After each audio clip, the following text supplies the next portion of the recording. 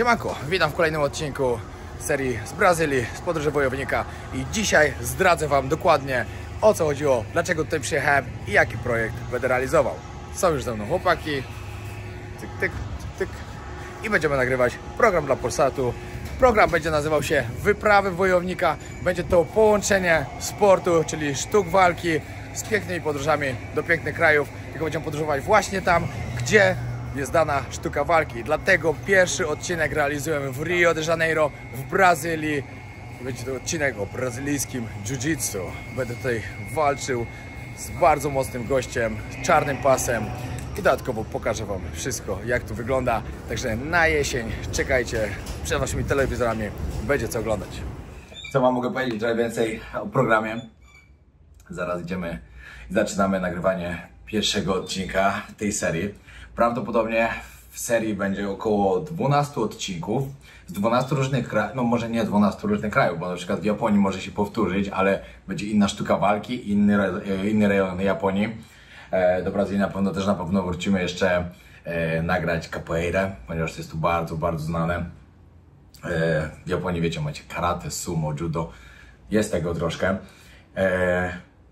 Plan jest taki, będzie też Tajlandia, oczywiście Muay Thai, będzie Birma Leadway, będzie klasztor Shaolin w Chinach, na Kubę polecimy boks trenować, do Senegalu pojedziemy zapasy ćwiczyć, do Stanów Zjednoczonych polecimy też. No naprawdę tu będzie coś niesamowitego. Wrzuciłem pomysł do telewizji jakieś 2 lata temu i czekałem 2 lata na decyzję, na zielone światło i w końcu się udało. Będę miał swój program w telewizji, będzie program związany ze sztukami walki, podróżowanie, czyli tym, co robię cały czas. Tak się niesamowicie z tego cieszę, że szok. To jest, tak jak Wam mówiłem, już level up i to jest niesamowite. Także pamiętajcie o tym, żeby bacznie śledzić wszystko, bo na jesień widzimy się przed Waszymi telewizorami. Teraz będę przez następne 3 dni jakieś tam mniej więcej przebitki Wam pokażę. Oczywiście nie mogę pokazać wszystkiego, bo wiecie, muszę Wam zostawić to do telewizji, żebyście mieli co oglądać. Ale może troszkę Wam pokażę, jak wygląda taka praca i nagrywanie tego, co się będzie chciało, wszystko dookoła. Wczoraj tą drogą, jak wracałem do domu, płynęła rzeka. Zresztą mogliście wiedzieć, a jak nie widzieliście, to zapraszam na wczorajszy odcinek. Bardzo ciekawy, z faweli. Byłem na faweli Rocinha, czyli największej faweli w całym Rio de Janeiro. Gdzie podobno mieszka 100 000 ludzi, ale to są stare dane. Na pewno jest dużo, dużo więcej. O, jest też druga strona Rio. Bezdomni. Ale powiem Wam, że naprawdę jest dużo mniej niż jak byłem tutaj 3 lata temu. Dużo, dużo mniej. Chociaż teraz jest też dużo zimniej. Chociaż dla mnie i tak jest ciepło, ale dla nich to jest zima. Że może gdzieś indziej jeszcze są, ale no ale też widać naprawdę dużo na ulicach. Ciuszki kupione do nagrywania. Wiecie, jednak jest w telewizji się, to nie może być żadnych logosów, żadnych firm. Wszystko musi być gładkie. Także trzeba było trochę zmienić garderobę. No i nagrywaliśmy z Murillo, Bustamante, parę shotów. Niesamowity człowiek.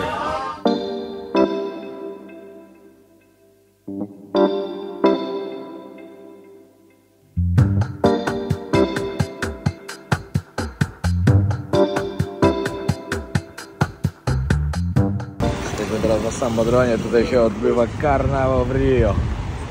2 miliony ludzi tu przyjeżdżają. Wyobraźcie sobie, jak tędy idzie parada, platformy z tancerkami. Wejście ogólnie tutaj na trybunę jest dość drogie podobno, ale kiedyś pewnego dnia przylecę z Alą.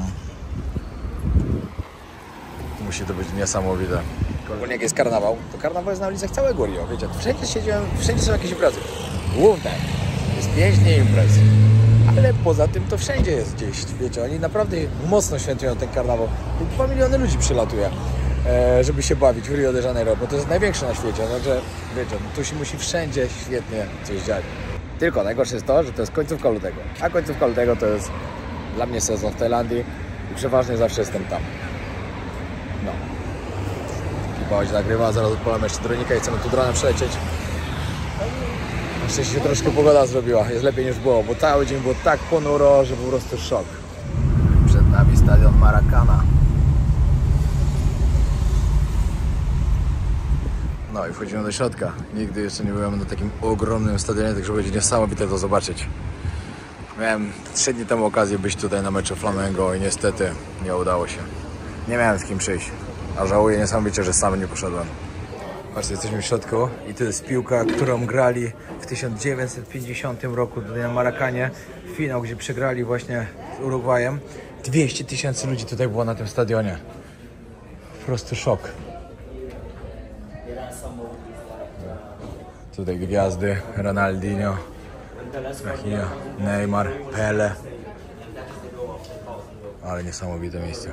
Historyczne koszulki, w jakich grała reprezentacja Brazylii. Patrz, jakieś z tymi rękawie się grało. Tutaj grała drużyna właśnie 3 dni temu. To jest stadion Maracana, główny stadion, który mieści teraz 78 000 ludzi. Ale tu musi być klimat. Coś niesamowitego. Wow. Ale tu musi być klimat na tym stadionie. To nam się nie udało na mecz przyjść, co nie?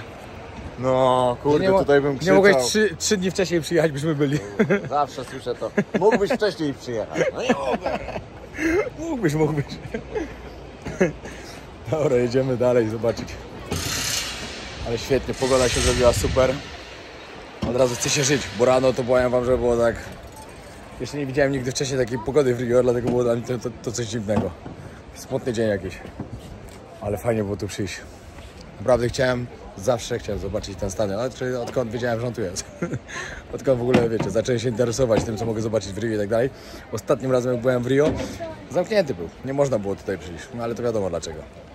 Patrzcie, jest tutaj jak papież był na Maracanie. A tutaj świętej pamięci też królowa Elżbieta.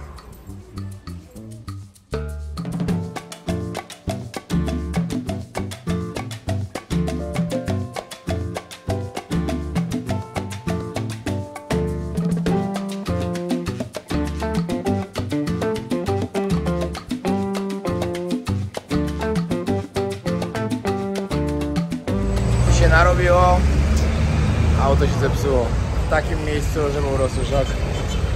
Na środku ulicy, przy fawelce. Przyjechaliśmy teraz na fawelę. Specjalny program dla dzieciaków to robią. Mogą trenować za darmo.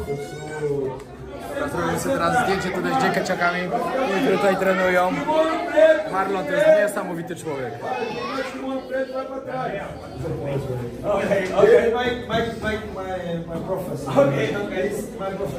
Niesamowite miejsce. Salka dla dzieci, żeby sobie mogły trenować jiu-jitsu po środku faweli.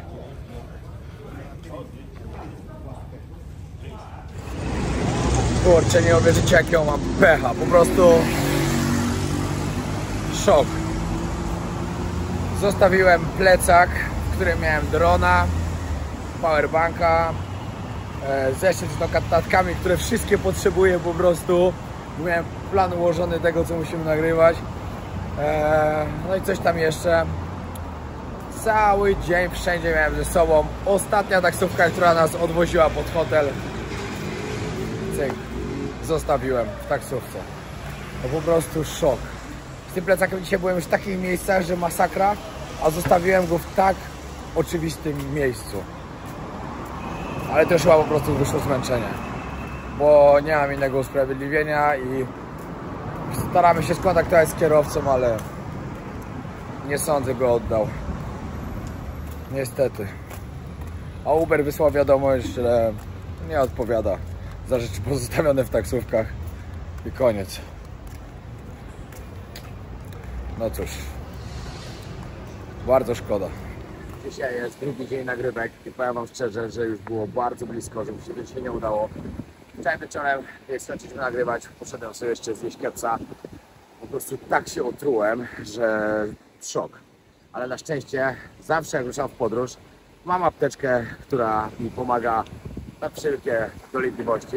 Zawsze Wam też co mam, taninal. Zaraz Wam pokażę, co to jest taninal. Po prostu wieczorem awaria, jak nie wiem, toaleta, ból brzucha, pełne zatrucie. Zjadłem, rano obudziłem się praktycznie zdrowy. Pokażę Wam, bo warto mieć przy sobie. Zawsze w kosmetyczce mam leki na ból głowy, jakieś plastry. Właśnie taninal. Powiem Wam taką jedną rzecz, że jeśli ktoś myśli, że praca w telewizji jest łatwa, to się bardzo myli. Porównując to, co my robimy teraz, żeby przygotować program, ile dni trzeba to nagrywać, od rana do wieczora, cały czas, scena za sceną, i żeby zmontować z tego jeden odcinek, to jest po prostu zupełnie inny świat niż YouTube. Na YouTubie jestem w stanie sobie zrobić odcinek, w jeden dzień robię jeden odcinek bez problemu. I to zwiedzam wiele różnych ciekawych miejsc, wszystkiego i tak dalej. Pokazuję, co się da, opowiadam i tak dalej. Zdarzało mi się nawet w jakichś takich mega, bardzo ciekawych miejscach zrobić 2 dziennie. Tutaj to czasem jest tak, że się cały dzień nagrywa i macie z tego na przykład 5 minut. No, tak to wygląda. Tak, dlatego to jest nowe doświadczenie dla mnie, nowe takie wyzwanie, które cieszę się, że podejmuję. No, jestem aktualnie na pięknej plaży Copacabana. Super jest. Jak ja kocham Rio. Jestem znowu w Nova Union. Właśnie chłopaki mają teraz trening MMA. Ale tu kozaki są, to jest po prostu szok. Ale fajnie, paru mnie pamiętało z ostatniego czasu, jak tu byłem. Także miło mnie przywitali. No i to jest ta salka, gdzie trenuje Jose Aldo.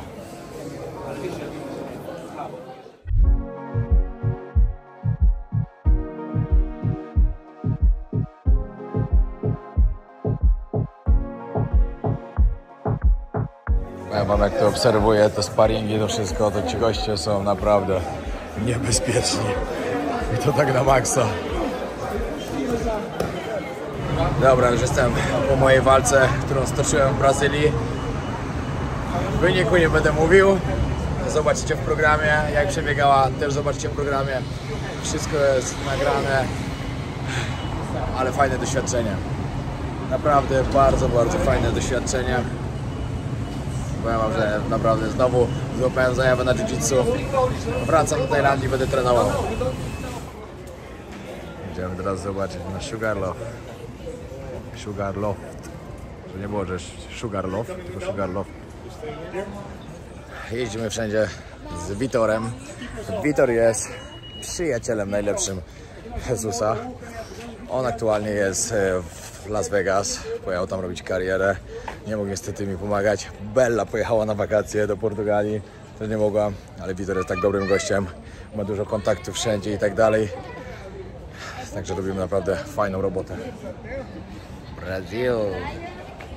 Jesteśmy już na pierwszym punkcie. Ale i tak zaraz będziemy w górę. Tam widać Jezusa. W ogóle w ostatniej części tego vloga zobaczycie, co właśnie tam na górze będzie robione. Spodoba wam się.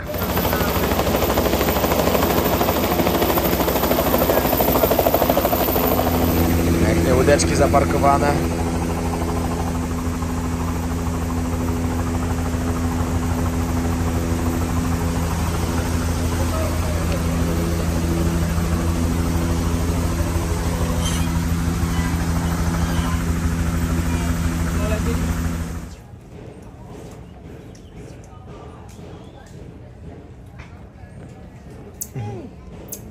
Witor próbuje ją złapać, ale nie udaje się.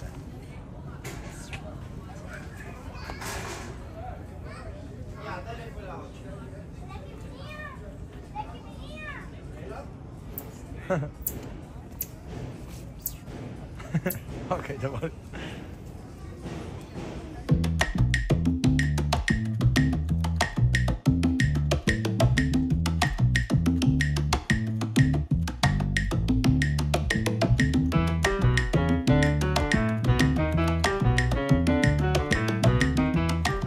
Patrzcie, jaki to jest piękny widok.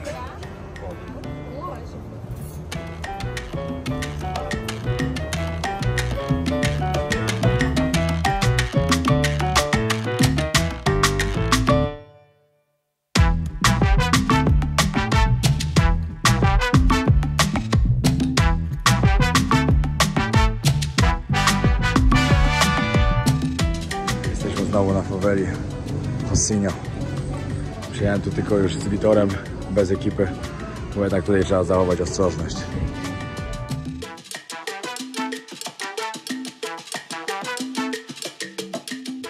Powiedzcie mi, kto z was by się spodziewał, że Piotr, zwykły chłopak, który lubi sobie pomodurzować, trochę powalczyć, będzie pracował w telewizji? Na pewno mało z was, ale ci, którzy wierzyli, dziękuję. Powiem wam, że od pewnego czasu, w sumie od 2 lat, naprawdę to miałem takie marzenie, że mi się udało zrealizować swój program w telewizji. 2 lata mi się udało i właśnie go realizujemy.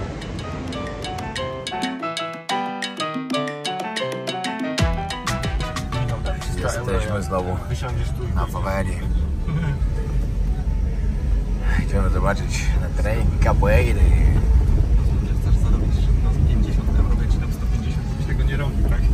O, tutaj na dole jest. Tak grają naprawdę, ja myślę, że będę z radia puszczać. Ale czadzior, to tego się nie spodziewałem. So we are here. Jesteśmy po środku faweli i tutaj co się dzieje, zaraz zobaczycie. Niesamowite. Oczywiście dużo więcej zobaczycie na odcinku, u mnie tylko przebitkę. Ale mieliśmy teraz akcję. Podjeżdżamy na fawelę. Gościu jechał za nami motorkiem. Wychodzimy z kamerami, ja sobie nagrywam. On wyciąga kopyto z zapaska i mówi, tu się nie nagrywa. Kasować to. My mówimy, że przyjedziemy na kopuerę. On mówi tak. Dobra, to tam iść, tu się nie nagrywa. Ale akcja.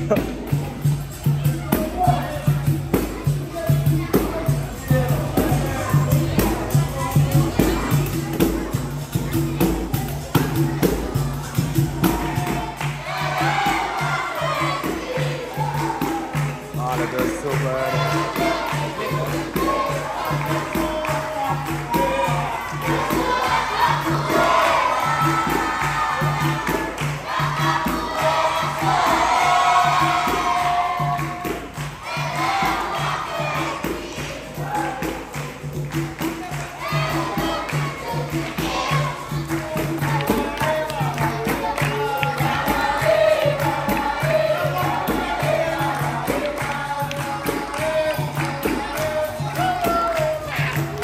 Marlon się żegna z dziećmi, bo wyjeżdża, wyprowadza się w Tajlandii na Phuket, będzie prowadził treningi. Kolejny dzień nagrywek za nami. No i powiem wam, że dzisiaj były emocje. No, to na samym końcu jak pojedziemy na fawelę i wiecie, gościu, mi się wydaje, że on po prostu widział, że ja nagrywam. Bo on ja widziałem, jak on nas mija, a on nagle zawrócił, pojechał, zaparkował i od razu wysiada i od razu kopyto i mówi, co wy kurwa nagrywacie i tak dalej. Także to, no, to nie było po prostu, że on w przypadku przyjechał do nami, tylko ja go widziałem wcześniej. No. Dobrze, się uspokoił, bo powiedział, że idzie na fawelę. Ale tak przed chwilą też rozmawiałem z Alą, nie wiem, co mi się dzieje po prostu, ale przez to chyba co ja ostatnio, wiecie, widziałem w tym Afganistanie, w tym Jemenie, w tej Syrii, w tym Jemenie i tak dalej, to po prostu, nie wiem, widok broni jakoś w ogóle mnie nie wystraszył, ani trochę. Normalnie to, wiecie, ja powinienem być zesrany, no gościu po prostu, wiecie, wyciąga, idzie do mnie z pistoletem, że mam kasować film, że co ja tu nagrywam w ogóle, a mnie to w ogóle jakoś nie wystraszyło i żeby nie było, żeby się jakiegoś bohatera, bo oczywiście nie. Ale ja w ogóle strachu nie poczułem wtedy. Porąbana akcja jakaś taka.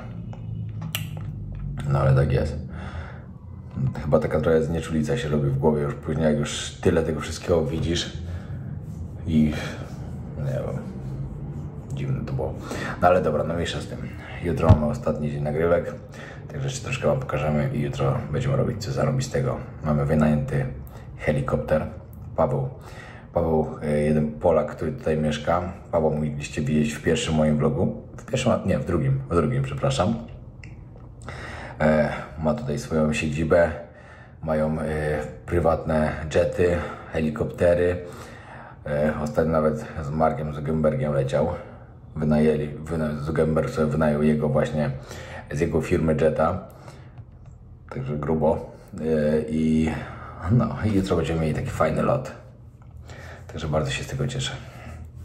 No, emocji już dzisiaj wystarczy. Trzeba iść spać.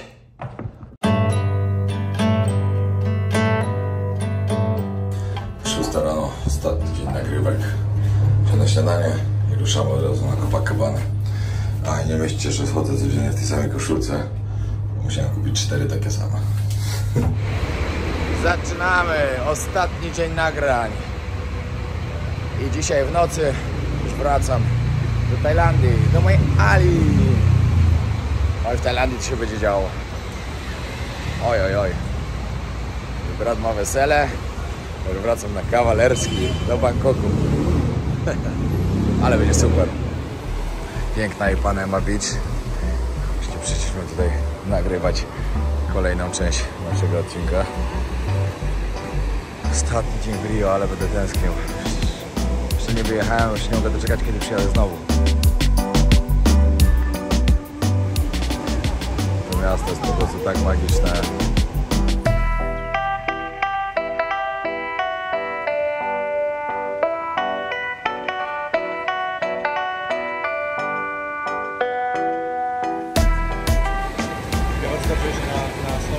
Zawsze mi się wydawało, że skoro to szybko złapie surfing. Mi też się kiedyś tak wydawało i to jest nieprawda.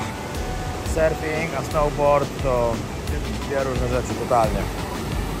Tutaj złapać falę w odpowiednim momencie, stanąć na tą deskę i płynąć jeszcze za falą, to jest po prostu inny świat.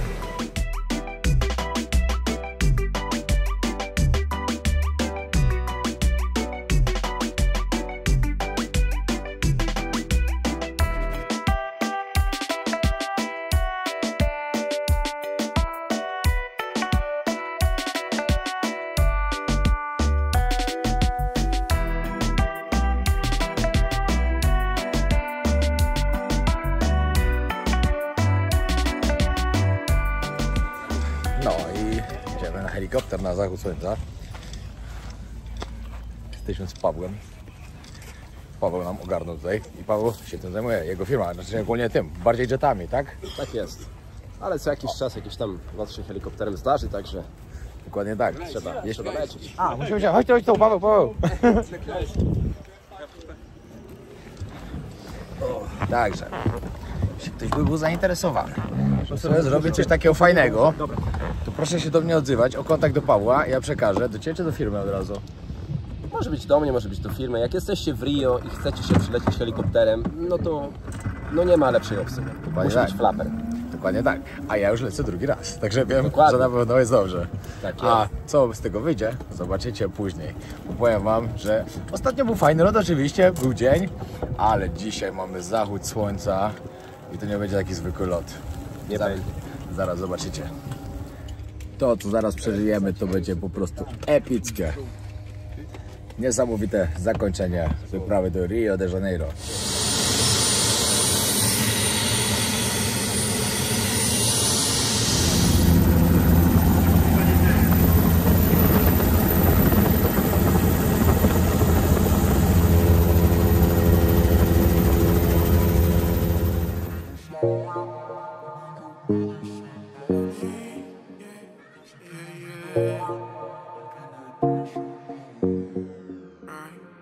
Era inocente como la ves, se volvió madura, la niñez es por un pobre bobo que le fue infiel. Ya no se enamora, cuenta las veces. La leyenda dice que ahora está bien, que es independiente, se lo merece. Me dicen que nada es muy bien. Lo que bien mojada con tantos peces. Ella quiere gozar, con el rum me dice pásalo. Ella se quiere olvidar del que la traicionó. Ella quiere janguear, olvidarse de ese dolor, poniéndose a farrear, seguro. La baby quiere curaciones, me llama pa' que vaya ya. Quiere que le cante todas mis canciones, hablan de corazones, el suyo no funciona ya. Estamos bien pa' esas relaciones, sabe lo que quiere, sabe lo que da. Solo en su mirada ves por lo que va. Sale pa' los party bien regular. Entramos hotel y firma tatuaje. Powiem tak, jak ostatni lot był świetny, to dzisiejszy był poza skalą. Był turbo świetny. Dziękuję bardzo. Patrzcie, jaki jest piękny zachód. Ale kozacko wygląda. Idealne podsumowanie Rio de Janeiro. Polecam każdemu, naprawdę. No i końcówka wyjazdu. 2 godziny jeszcze przed moim wyjazdem na lotnisko. Jesteśmy na Lapa, czyli najbardziej imprezowej ulicy w Rio de Janeiro. Dzisiaj jest piątek, to jest idealnie, wszędzie dużo ludzi. Wszyscy się bawią. Wszędzie jest tyle ludzi. Tutaj kiedyś imprezowałem. Ale z Brazylijczykami, wiesz, oni tańczyli fajnie i tak dalej, fajnie było wtedy. One sobie tak tańczą. Ryżyk, do tego szynka i serek, po plasterku oczywiście. Tutaj z mortadelką. Tutaj macie z bananem ryżyk na przykład, z szyneczką, z serkiem, co chcecie. Za jedyne jakieś 13 zł. Tanioszka. Kolejne miejsce. Taki oto klub z muzyczką na żywo. Chciałbym sobie usiąść. Wiecie, za niedługo będę musiał jechać. Także jeszcze chcę skorzystać z tego Rio, ile się da. Ale będę bardzo tęsknił.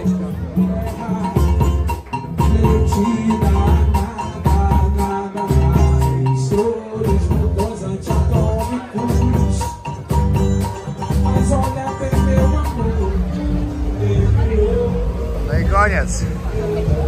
Koniec Rio, zbieramy się taksówka do hotelu, wziąć bagaż na lotnisko.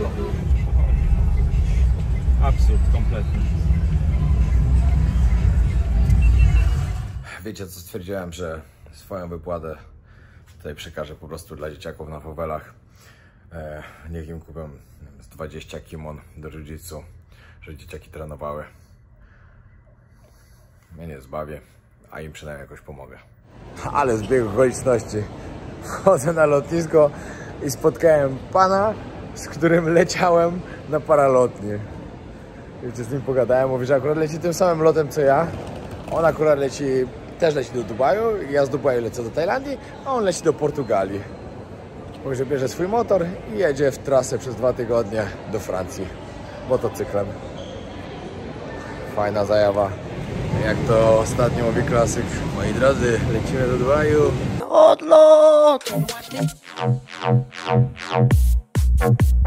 Kto zna DJ-a, wie o co chodzi. Jest prawie 3 rano. Jestem w Dubaju. Kolejny lot do Bangkoku. Ciekawe, nie znowu będę się męczył z jetlagiem, bo ledwo zmieniło się tam. Przestawił mi się czas. Teraz znowu będę się przestawiać w drugą stronę. No, lecimy takim 2-piętrowym wariatem. Ładnie. Dawno tak nie leciałem. W sumie tylko raz w życiu albo 2. Ale ten samolot jest ogromny. Ponad 500 osób tu wchodzi. W Bangkoku zaraz jasno się zacznie robić. Przestawiam sprawę 6 rano.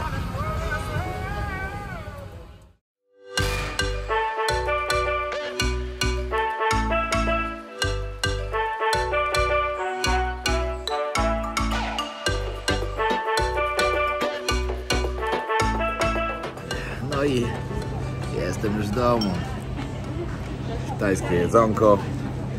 Zaraz biorę Blue Line'a z lotniska. I jadę do Dawida, Julie i Ali, mojej kochanej Ali. Koniec tego odcinka. Dziękuję bardzo, że oglądaliście. Myślę, że wielu z Was się zdziwiło. Inni nie. A inni we mnie wierzyli, że w końcu to się stanie. Mam swój program w telewizji i już na jesień prawdopodobnie będziecie mnie oglądali właśnie w telewizji. Także super wyszło. Bardzo się z tego cieszę. Teraz będziemy nagrywać jeden odcinek w Brazylii. No i później kolejne będą oczywiście z Japonii. Będzie w Japonii karate, będzie w Japonii sumo. Następnie no może też judo, ale to wiecie, to trzeba pomieszać na serie różne. Będzie klasztor Shaolin, będzie tajski boks w Tajlandii oczywiście, będzie leadweight w Birmie, polecimy na Kubę trenować boks, do Stanów polecimy MMA plus zapasy, w Meksyku będzie wrestling, taki dużo fajnych odcinków z różnych stron świata, także śledźcie na bieżąco. No i co? Zostałyście paręnaście tysięcy do 500, także zostaw subskrypcję i już niedługo 500 000 i program w telewizji. Pozdrawiam, dzięki wielkie.